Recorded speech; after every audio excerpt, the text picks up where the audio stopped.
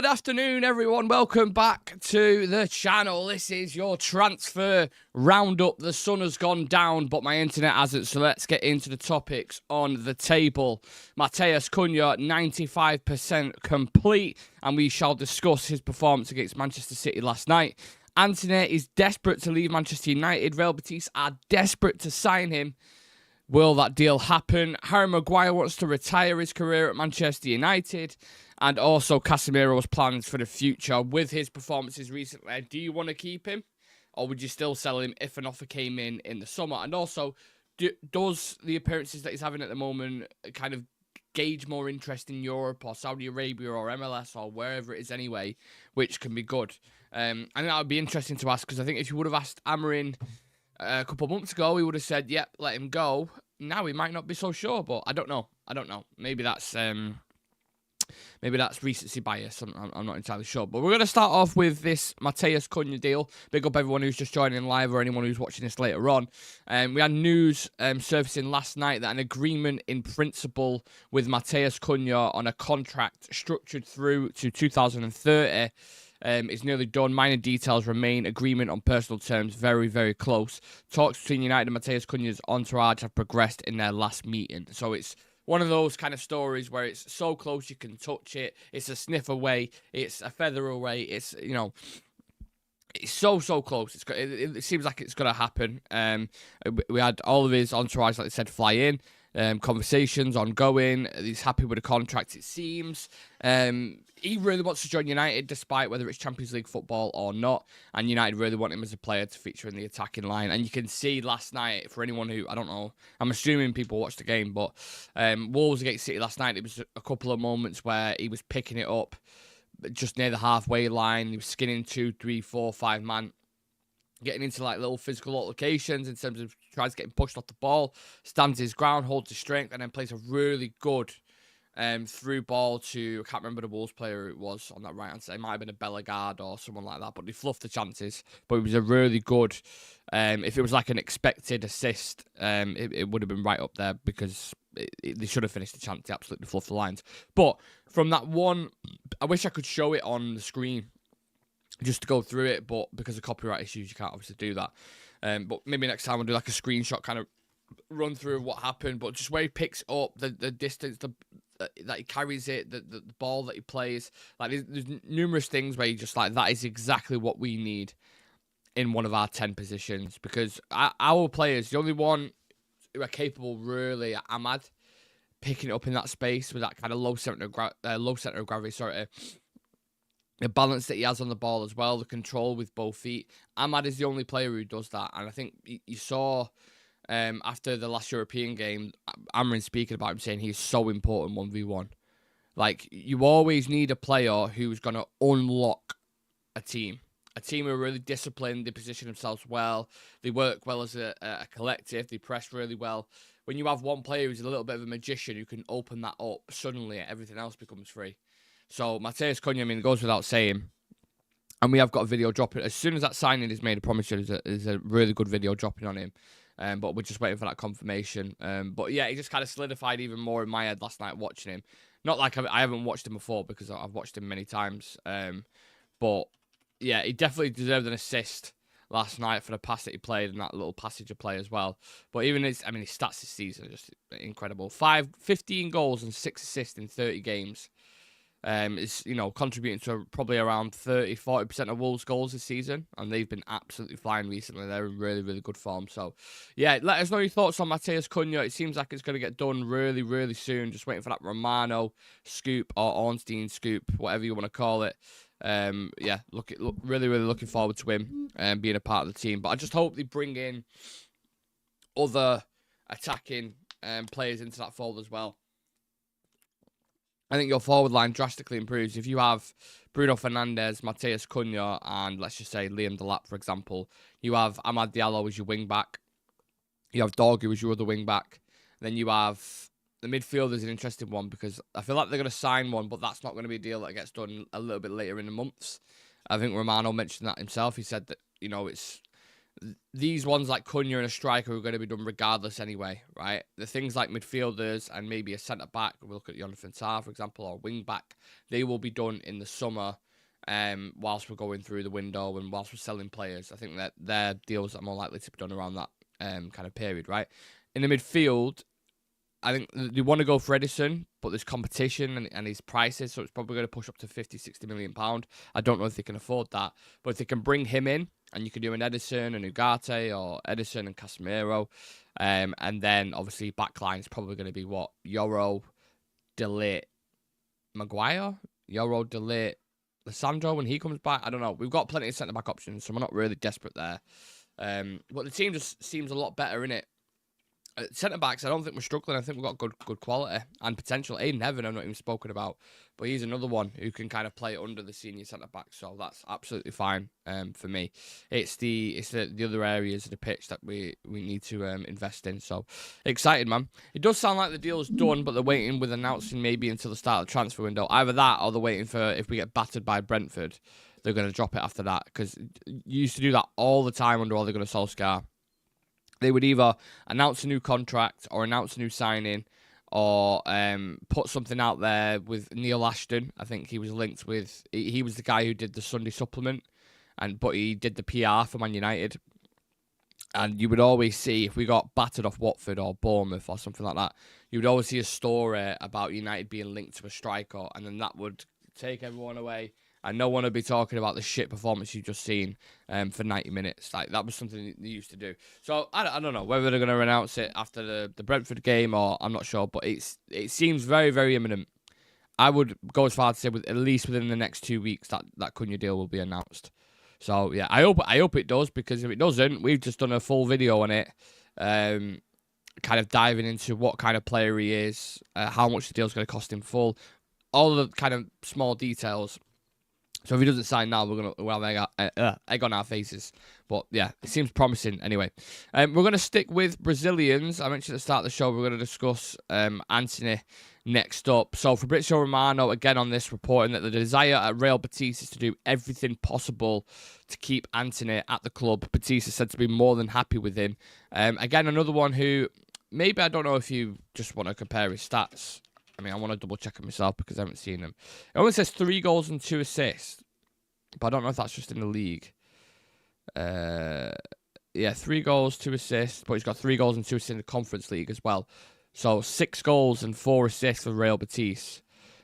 The thing is, it's all good saying we want him and Real Betis are a massive fan of him and, you know, we're going to make this deal happen. The stumbling block, as always, with any football player is money. Wages. Is he willing to take a cut? Is he willing to be like, yeah, no worries. I'm on 200 grand a week at United. I'm going to take 100 at Real Betis. If you're that happy, are you that happy to lose out on 100 grand a week? Let's test his fortitude, because he ain't going to play at United. I think that's pretty clear. Amorim came in, was like, Marcus Rashford, no, not having him.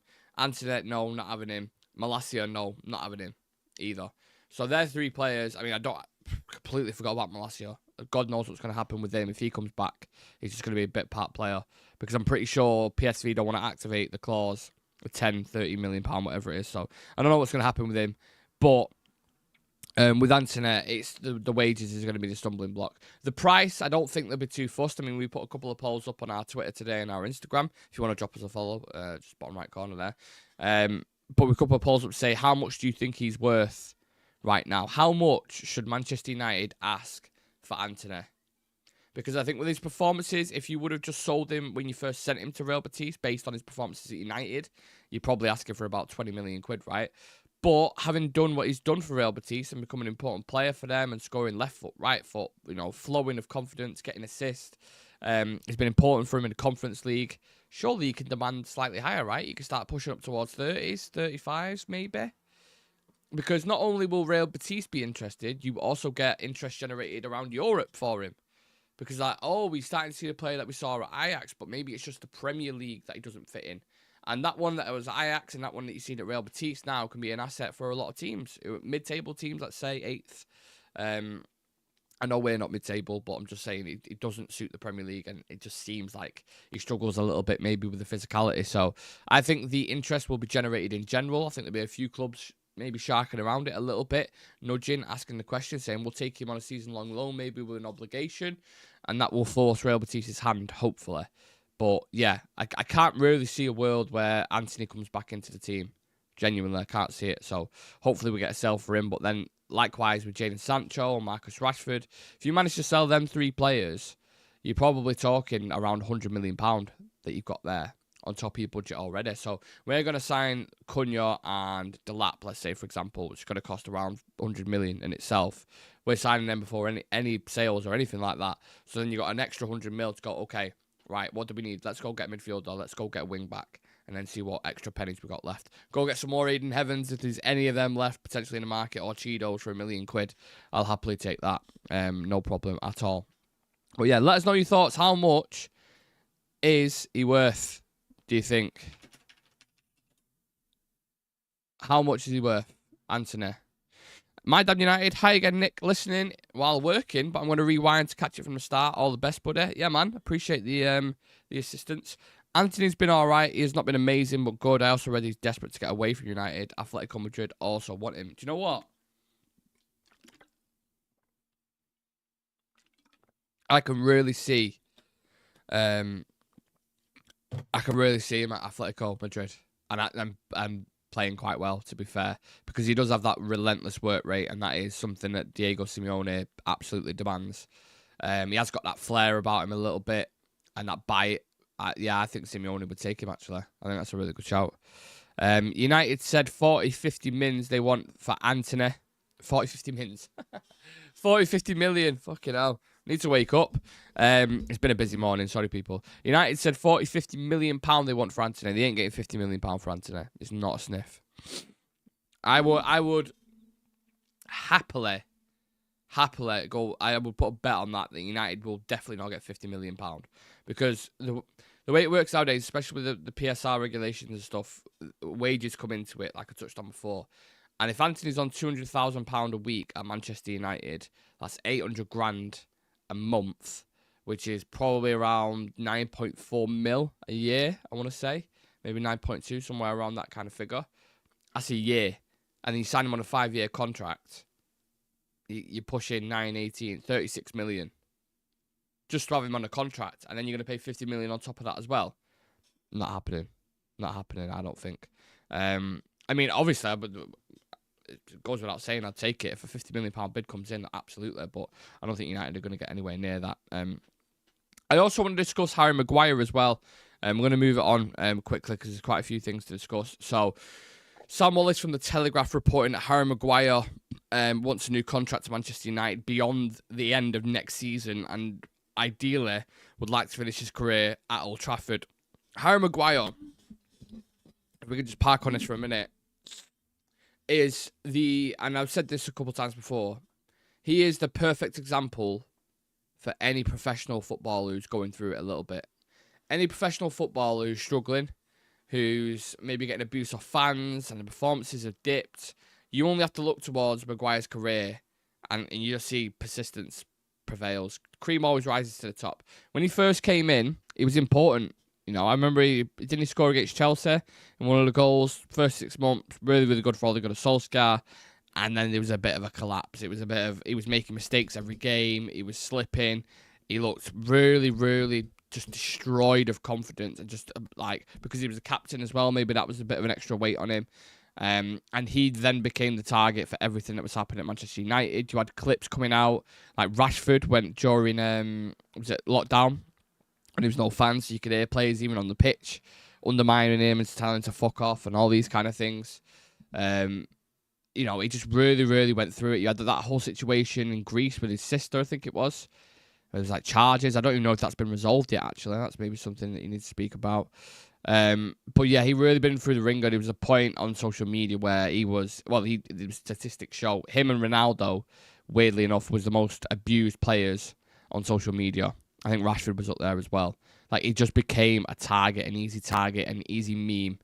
And it's very easy in those kind of situations for someone to just kind of lay it down and say, do you know what, I'm fucking leaving. I'm done with this. I'm going somewhere else. I'm going somewhere in Spain. I'll see the rest of my career out there. Boom, easy. But he didn't. He kept his head down. Didn't moan about a single fucking thing. When we had so many players at the time, he was putting little emojis on Instagram or cryptic tweets on Twitter and all this kind of shit. And he put his fucking head down and he worked hard. Yeah, he got the captaincy took off him, which I think the majority of people agreed with. But then he could just focus on his game, and that's what he's been doing. And not only is it impressive that he's got back up to a standard where he's having a 7 out of 10 game pretty much every single game, and maybe it is the back five system that helps him with that, because I think he looks a lot more comfortable and he looks a lot better on the ball as well. Not only just that, but he's starting to have these kind of iconic moments for United, scoring headers. Like he did it under Ollie, I think. Was it the Villarreal game, or there was a game in the Champions League? I'm pretty sure he scored a header. There was more recently, obviously, you had that Europa League game against Lyon where he scores that header, which is just fucking incredible. He's been going up front for us. He's been going on the wing. He's been doing players. He's creating these moments, these iconic moments that will go down in United's history. In big games, semi-finals, quarter-finals. So, I've been really impressed with him, and I can't speak highly enough of his professionalism. I think, like I said, he's a shiny example for any player who's struggling at the minute. And if he wants a new contract, look, I think you'd have to discuss the wages, because if you're going to give Harry Maguire a 5-year contract now, I know centre-backs can play a little bit later on in the years, and obviously it is in a back five if Ruben Amorim would still be here. Then maybe it makes sense. Maybe it's like, maybe you don't give him 5 years, maybe you give him 3 years, something like that, and then with an option for an extra. I'd be okay with that now. There was a time probably a year, 2 years ago where I would have gone, no, we need to sell him. Like when he was got linked with West Ham, and he was close to going there, and that was 20-30 million pound. Now I'd be more inclined to keep holding Maguire. I think his experience of everything I've just spoken about, what he's been through, is vitally important. Look how many young centre-backs we've got at the club. Lenny Yoro, Aiden Heaven, even Matheus de Ligt. Matheus de Ligt's only 24, 25 years old, so I'm sure he's learning from Maguire as well. And he's a good figure. He's a good figure to have in there. I'm not saying he's a world-class centre-back, but with the performances that he's putting in at the moment, I think it's been pretty good. And he doesn't have to play every single game. We've got de Ligt, like I said. So, yeah, big up Harry Maguire. I can't speak highly enough of him. I think he's been really, really good for us.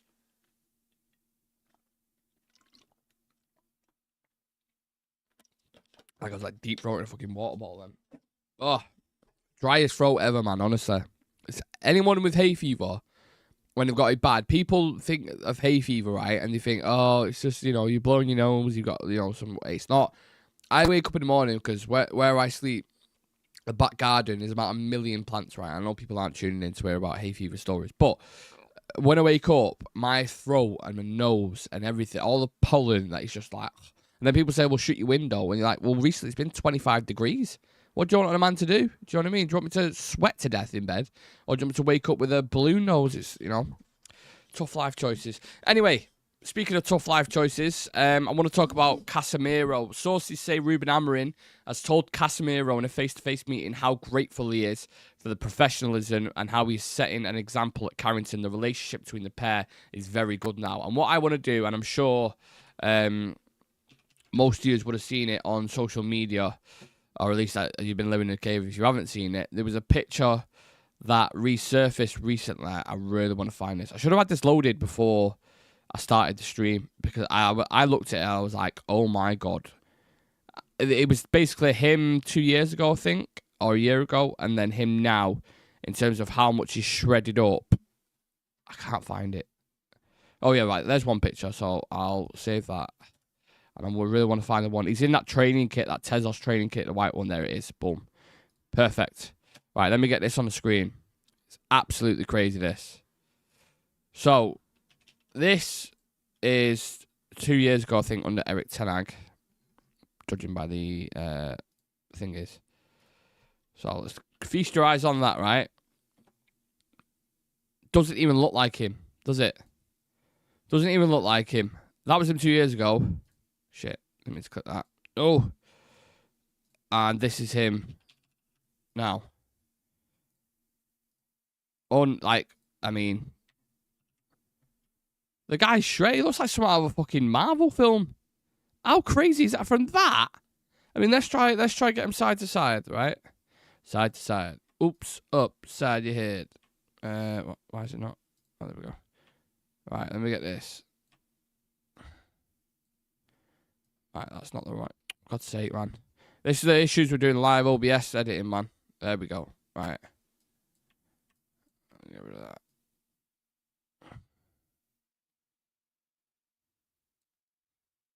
Crazy. That is fucking crazy.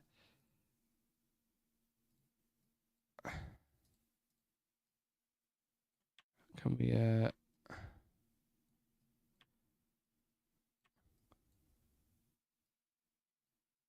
That, ladies and gentlemen, is fucking...